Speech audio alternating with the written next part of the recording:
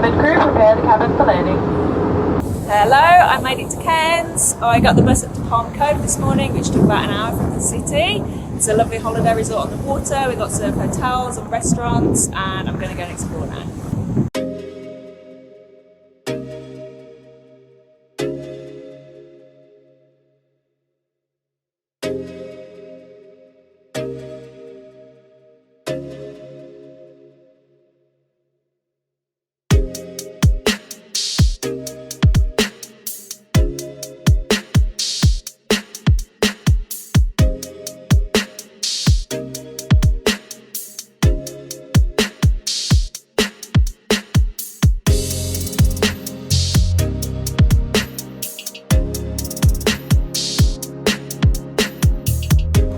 Just hopped off the bus at the Botanic Gardens on the way back from Palm Cove, so let's go and have a look around here.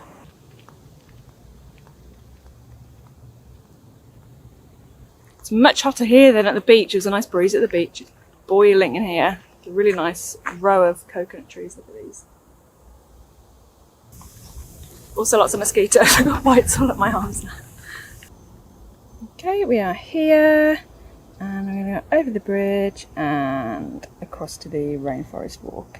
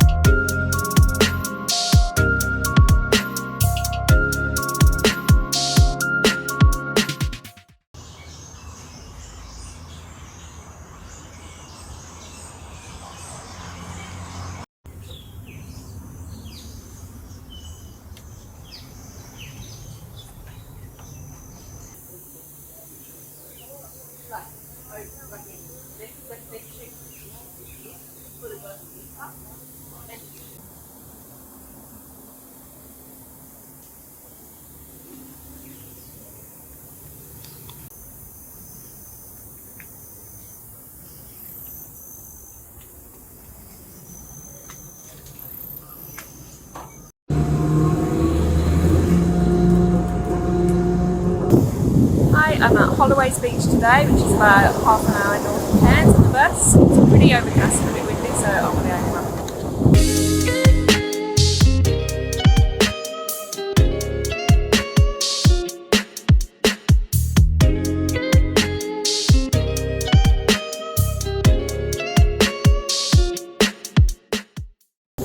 That was a lovely cafe. It's called Straight on the Beach, and it's literally straight on the beach. It's overlooking the water. It's extremely windy today. It's not really a beach day. There's lots of lovely homes by the beach.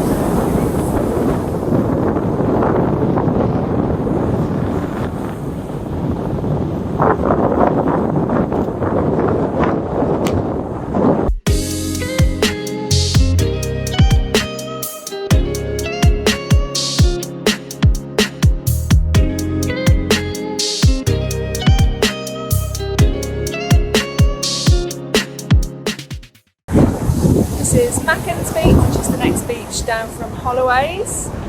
It's quite a nice little sort of local area. It's not really a tourist place. The tide's completely in there, so there's no beach actually.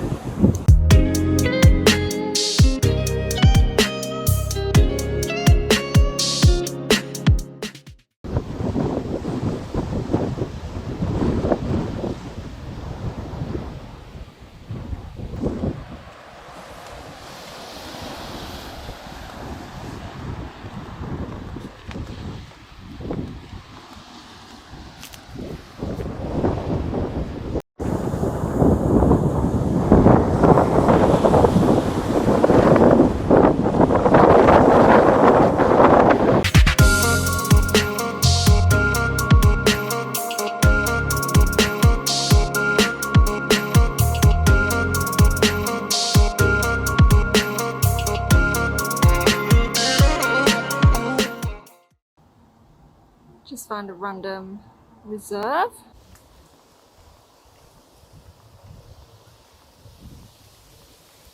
I just remembered Cairns has crocodiles and this is right by a river, so I'm going to take the road. I'm hoping that I can get to the river mouth down here, but I'm not sure. Let's have a look.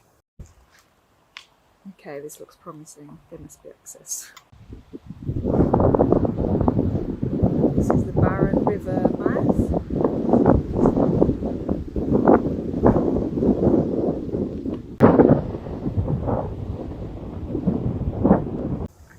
I'm racing back to get the bus now because it's only once an hour and I walked a bit further than I realised. But according to Google, it's running late, so I should just about get it back.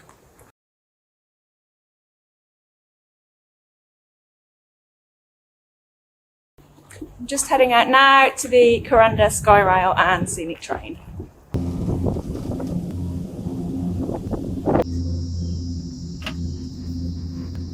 I've just got off the Skyrail at the first stop and now I'm doing a quick boardwalk through a rainforest before getting back on.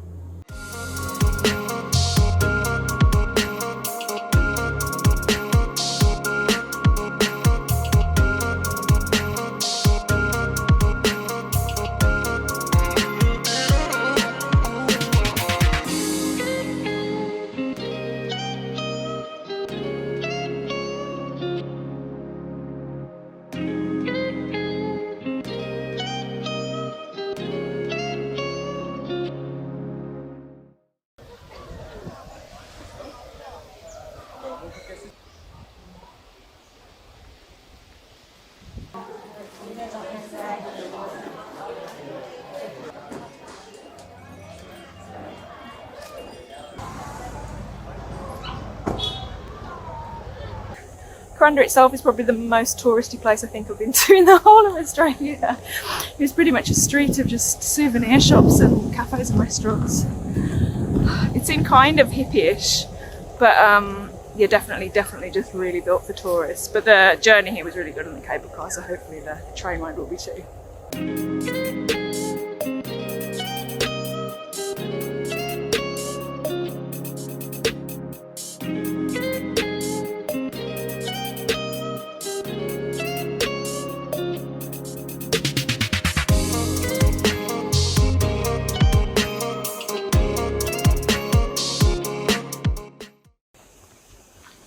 The best thing I found here was the ruins of a plane, which is all overgrown with vines and things. That was really cool.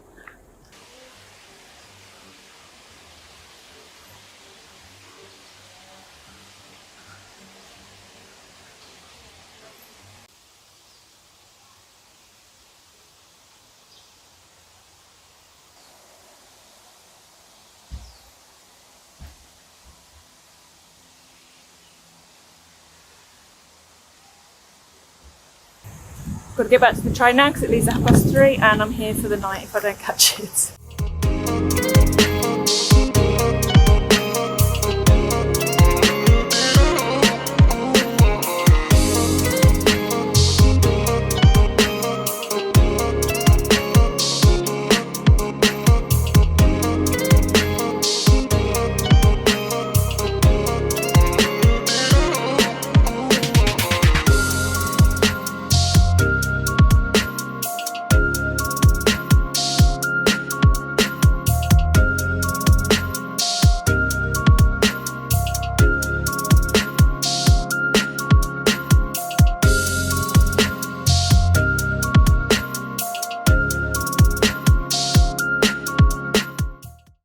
Today I'm heading off to the Daintree and Cape Tribulation, just waiting for the bus.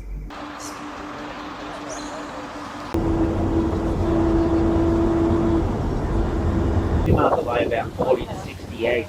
It'll be on the right hand side, on the bank up ahead of us.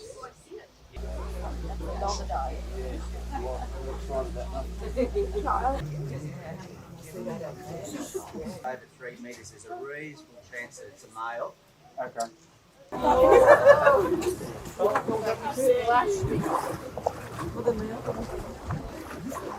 They live to around 80 years of age.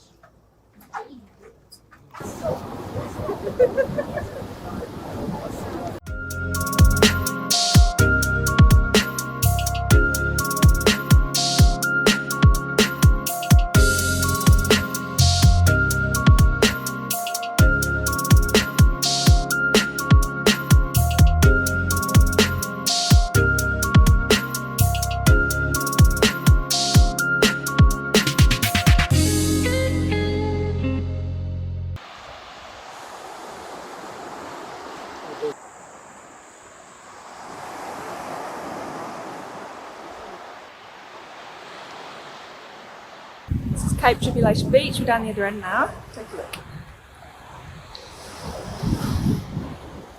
Just learning how to do it. I think you shoot up, another fella's talking to me. That was a very, very, very long 10-hour day, so I'll review it tomorrow. I need to eat and sleep.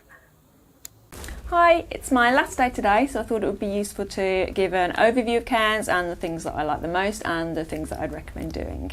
My original plan was to hire a car for 4 days and do a self-driven road trip from Cairns up to Cape Tribulation and spend a couple of days in the rainforest and maybe a couple of days at somewhere like Port Douglas, but I left it a little bit late to hire a car, and when I looked at prices it was about $200 a day. That was all that was left, the really expensive ones. So I decided to spend 8 days in Cairns and base myself in the city instead and just do day tours. I stayed at the YHA, but I booked a single room rather than staying in a dorm, which was pretty good value because it's normally $91 a night, but because I booked for a week, it was only $50 a night, which was pretty good. Cairns itself is really nice. It's right on the waterfront. It's very much like a holiday resort. There's lots and lots of restaurants, lots of bars, lots of waterfront dining. It's really nice at night and there's a good atmosphere. There's lots of places to go out, so it really does have a holiday atmosphere.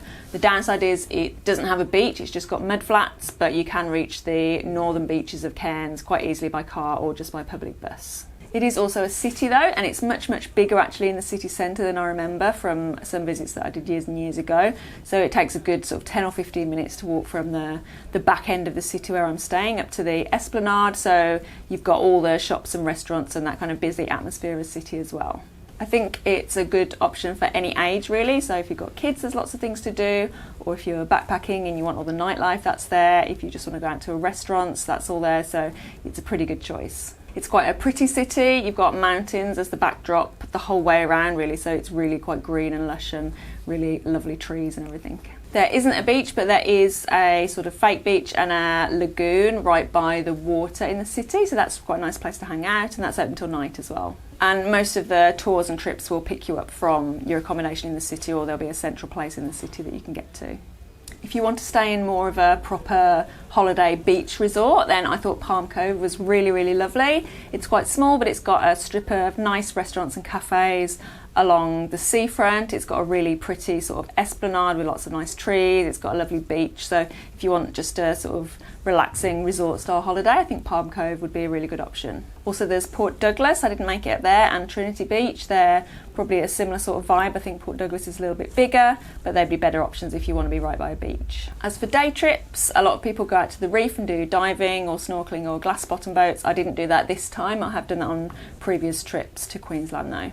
Also going up to the Daintree Rainforest is popular, so that's what I did yesterday on my trip. So I booked a tour, and that was a full 10-hour trip where they'll drive you up to the rainforest. We did a crocodile tour on the boat, and we had lunch at Cape Tribulation, and we visited Cape Tribulation Beach and did some little boardwalks through the rainforest, and then stopped at some lookouts on the way back. That was with Billy T Safaris, which I just found online. That was a pretty good tour actually. They take you out in small groups of up to 16, I think it was, and you're in a four-wheel drive, so you do go on a track that only four-wheel drives can go on. And they took you to a swimming hole as well if you wanted to go swimming. It was a little bit bumpy on the track, so maybe don't do that one if you will be bothered by that, but it was pretty good fun. I think my favourite part of that day was seeing the crocodiles, because you did get up really close to them on the boat, and it was amazing just to see them in the wild, just lying there all totally not bothered by us at all. The drive up there is really scenic as well, so it's a little bit like the Great Ocean Road in that it sort of snakes along the coastline. You're right by the edge of the ocean. I would definitely love to do that in a car myself, where you can just stop anywhere you want and get out and look. I did a day trip to Kuranda as well, which is a little sort of town in the rainforest. So from Cairns to Kuranda you've got both a scenic railway, which is like old train carriages basically, and that goes along the edge of the mountains. It's really cool, goes through the rainforest. You've also got a cable car called the Skyrail, so you can either do a return trip on one of those, or you can go up on one and come back on the other. They are quite pricey. I paid $121, and that was going up on the Skyrail and back down on the train, and that included a $12 bus transfer as well from where I was staying. So they both leave from like just outside the city. The train did come back in all the way to the city, but the Skyrail was slightly further out. Actually, the guy driving our bus who took us to the Skyrail in the morning. He did say there was a bus to the city in the afternoon from Kuranda, so you could probably go up to Kuranda one way if you want to do it more cheaply and do the Skyrail or the train and then just get the bus back. I probably wouldn't bother just getting a return bus just to go to Kuranda, but I think the journey's pretty good. I personally preferred the train over the cable car, which I didn't think I would, because the cable car has totally open views, so you can see all the rainforest underneath you, you can see the ocean, but it is it's not very good for photography just because you've got the glass around you basically and all the reflections. You do have an opening on the windows to the side of you, but the train, they sort of tell you information all the way along, and they are historic, and they tell you about how the railway was built years and years ago, so I like that side of it. And also it was just more kind of varied scenery, so you did have trees up against the side sometimes, but then you'd have a sheer drop and then you go right up next to a waterfall, so it's literally next to the window. I was very lucky because you get allocated seating, and I got allocated a window seat, so that was really lucky because basically you've only really got views on one side, the side that's facing out, like the side of the mountain. When I got to my seat, someone was in it. She was like, "No, I'm sitting here." And I was like, "I don't think so. Get out." I don't care if you've got a baby. Get out. Poor lady. Kuranda itself, I wasn't that keen on. It's not often I'll really put down a place I've been to here, but I've travelled almost the whole coastline of Australia, and that was definitely the most touristy place I've ever been. It was like a conveyor belt, basically. It was very busy. You had to queue at each section of the cable car. You can get off a couple of places and have a look around. So there was a lot of queuing. There was hundreds of people, and then everyone just sort of gets off and goes onto this little street that was just full of souvenir shops. I've never seen anywhere like that in Australia. I mean, you get a lot of nice holiday towns, but they're still just like normal towns that are popular with tourists, whereas this felt like a kind of man-made attraction, just selling stuff. It just kind of felt like a big money sales funnel. I didn't really enjoy it that much. There is a koala sanctuary there, and I think another wildlife place, and I went to the butterfly sanctuary. That was really nice, actually. I did really like that. The Botanic Gardens was really nice, and also the beaches that I went to on the bus. So I went to Palm Cove, and I also went to Holloways Beach, and then one just south of there, Machans Beach. So if you don't have a car here, you can just get public buses around and see quite a lot of things. I would recommend the Botanic Gardens. They were really lovely. I would definitely come to Cairns again. I think staying in the city would be good with a group of friends, and I think it would be really good to hire a car or camper van and go up to the Daintree and just do a slightly longer trip and maybe stay in the rainforest for a couple of nights. I mean, there's not a lot there, but if you like kind of isolated places and nature, it would be really good. There are also lots of waterfalls inland a little bit, but you would need a car or to go on a tour, so I didn't get to see those. But that would be a really nice trip, I think, or a day out if you've got a car. Okay, so it's my last day, so I'm going to try and think of something to do this afternoon. It was meant to be raining and it came last night instead, so I'm not sure what to do with myself now. And tomorrow I'll be back in Sydney, where it's probably going to be about 8 degrees like it was when I left, because I get back at night. This was my first ever vlog. I've only done sit-down informational videos, so this is totally new to me, so I hope you enjoyed it. It's really weird walking around holding a camera up and talking. It's going to take a lot of getting used to. You feel like such a weirdo doing it. Hopefully I'll get better at it, and I'd like to make more travel vlogs. But thanks for watching, and hopefully I'll see you in another travel vlog. Bye.